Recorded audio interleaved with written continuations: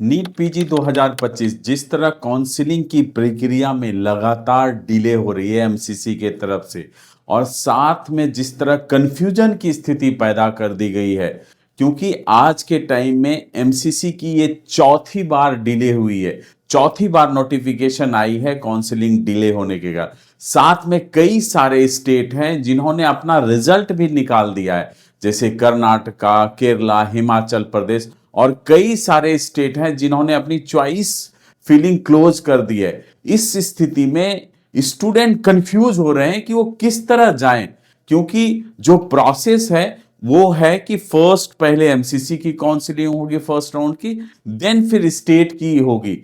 वो कहीं ना कहीं स्टेट वो चीजें फॉलो नहीं कर रहा है, और नुकसान किसको हो रहा है? स्टूडेंट को। स्टूडेंट कंफ्यूज हो रहे हैं। जो हम लगातार बात करते हैं स्टूडेंट के हितों की, वो हो ही नहीं रहा। आप स्टूडेंट को और कंफ्यूज कर रहे हैं। जिनको एक अच्छा स्टेट, एक अच्छा कॉलेज मिल रहा है, वो उस और सोच ही नहीं पा रहा है इस कंफ्यूजन की स्थिति में। तो कल जिस तरह एमसीसी की चौथी बार डिले की नोटिफिकेशन आई थी, तो ये हो गया था कि अब स्टेट क्या क्या होगा। कई सारे स्टेट रिजल्ट भी निकाल दिए थे, जैसे कर्नाटका, केरला। केरला की कल प्रोविजनल रिजल्ट आ गई है। तो उस हिसाब से स्टेट किस तरह जो है रिपोर्टिंग लेगा, ये भी एक कंफ्यूजन की स्थिति थे। जो बच्चों के फोन भी हमारे पास आ रहे थे, पेरेंट्स के भी फोन आ रहे थे, ये कंफर्म था कि स्टेट हमेशा एमसीसी के रिपोर्टिंग के बाद ही रिपोर्टिंग स्टार्ट करेगी। तो स्टेट का ऑलरेडी बढ़ना तय था। तो आज फाइनली नोटिफिकेशन आ गई है। स्टेट्स और एमसीसी दोनों को शेड्यूल चेंज हो गई है, और नई शेड्यूल आज जारी कर दी गई। फ्रेंड्स, जिस हिसाब से हर साल काउंसलिंग के टाइम पे इतनी सारी कंफ्यूजन क्रिएट कर दी जाती है, और बच्चों को अपने काउंसलिंग प्रोसेस में इतनी डिस्टरबेंस होती है, इतनी कंफ्यूजन होती है, पता नहीं एनएमसी और एमसीसी किस हिसाब से प्रोसेस करना चाहते हैं।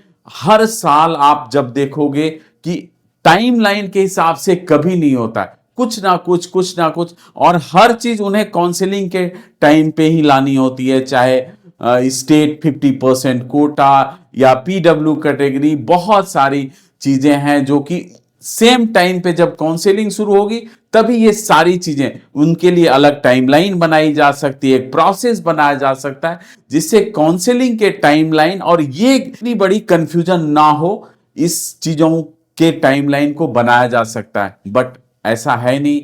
जितने भी सिस्टम में बैठे हुए हैं उनको बच्चों की तकलीफ और बच्चों की इस तरह की परेशानी का कुछ फर्क ही नहीं पड़ रहा है। तो फ्रेंड्स, आते हैं पहले शेड्यूल देखते हैं कि एमसीसी ने क्या शेड्यूल नया आया है, और राउंड 1, राउंड 2, राउंड 3 किस हिसाब से चेंजेज हो रहे हैं। तो आप बात करते हैं राउंड 1 की। तो राउंड 1 की जो शेड्यूल है फ्रेंड्स, 6 तक रजिस्ट्रेशन की डेट कर दी गई है। इसके अलावा 7 तक चॉइस फिलिंग की डेट कर दी गई है, 8 AM तक। इसके अलावा जो अब अलॉटमेंट प्रोसेसिंग होगा 7 और 8 अगस्त के बीच होगा, रिजल्ट 9 अगस्त को होगा, और रिपोर्टिंग 9 to 18 अगस्त तक होगी। तो ये राउंड 1 की है। लगभग 12 डेज का चेंज आ चुका है। जो राउंड 1 शुरू में जो शेड्यूल आई थी, अभी तक लगभग 12 से 13 दिन का चेंजेज आ चुका है, आगे बढ़ चुकी है। अब आते हैं कि राउंड 1, राउंड 2 की शेड्यूल क्या है। अगर राउंड 2 की शेड्यूल देखें तो फ्रेंड्स, 21 से लेके 26 तक रजिस्ट्रेशन हो गई है, 22 से लेके 26 तक चॉइस फिलिंग हो गई है 11:55 तक। इसके साथ चॉइस लॉकिंग भी है 26 को। साथ में 27, 28 को जो है प्रोसेसिंग अलॉटमेंट का होगा, 29 को फाइनल रिजल्ट आएगा। रिपोर्टिंग 30 और अगस्त से 5 सितंबर तक होगा। और ये राउंड 2 का शेड्यूल है। और अगर राउंड 3 पे आते हैं, तो राउंड 3 की बात करें, राउंड 3 को इन्होंने 9 सितंबर से 14 सितंबर तक रजिस्ट्रेशन कर दिया है। 10 सितंबर से 14 सितंबर तक चॉइस फिलिंग होगी, और जो है 14 को चॉइस लॉकिंग भी होगी। जो अलॉटमेंट प्रोसेसिंग होगा 15 से 16 सितंबर को होगा। रिजल्ट 17 सितंबर को होगा और 18 सितंबर से लेके 25 सितंबर तक जो है आपको रिपोर्टिंग होगी। अब आते हैं स्टे वैकेंसी की शेड्यूल भी देख लेते हैं कि एमसीसी की स्टे वैकेंसी की शेड्यूल क्या है। अगर स्टे वैकेंसी की शेड्यूल आए तो 30 सितंबर से लेके 2 अक्टूबर तक इन्होंने रजिस्ट्रेशन का रखा है। साथ में 38 से 3 अक्टूबर को चॉइस फिलिंग है। 3 to 4 आपको प्रोसेसिंग है अलॉटमेंट का।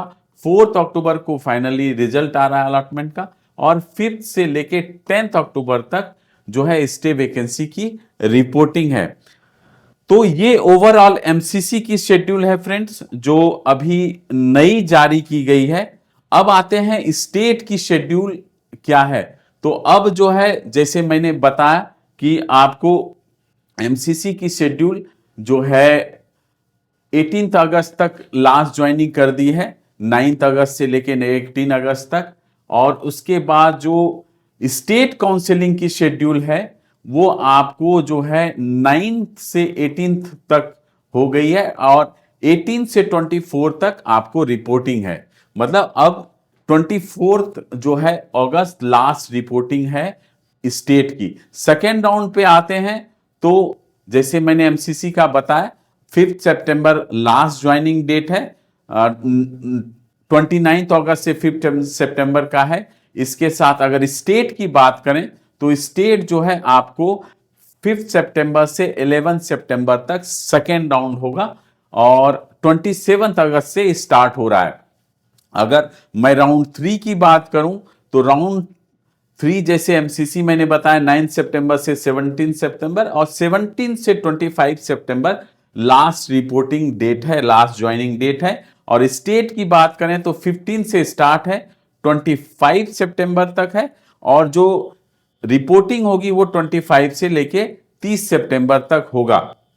स्टे वैकेंसी पे बात कर लें, एमसीसी के ऑलरेडी मैंने बताया था कि 10 अक्टूबर लास्ट ज्वाइनिंग है और स्टेट भी आपको 2 अक्टूबर से 5 अक्टूबर कर रहा है और 10th को जो है आपको लास्ट रिपोर्टिंग डेट स्टेट में भी दी गई है। तो ओवरऑल जो अब स्टे वैकेंसी हो गई है वो अक्टूबर तक हो गई है। क्लासेस जो स्टार्ट होगी वो 5 सितंबर को होगी जो पहले भी शेड्यूल में था। दैट मीन्स क्लासेस पहले स्टार्ट हो जाएगी। कई सारे ऐसे ईयर हैं जो क्लासेस पहले स्टार्ट हो गई बट बाद में भी जो बच्चे आएंगे उनको भी वो जो भी क्लासेस हो रही होंगे उनको कवर किया जाएगा, तो वो परेशान होने वाली बात नहीं है। साथ में फ्रेंड्स हर साल स्टे वैकेंसी के बाद स्पेशल स्टे भी होता है।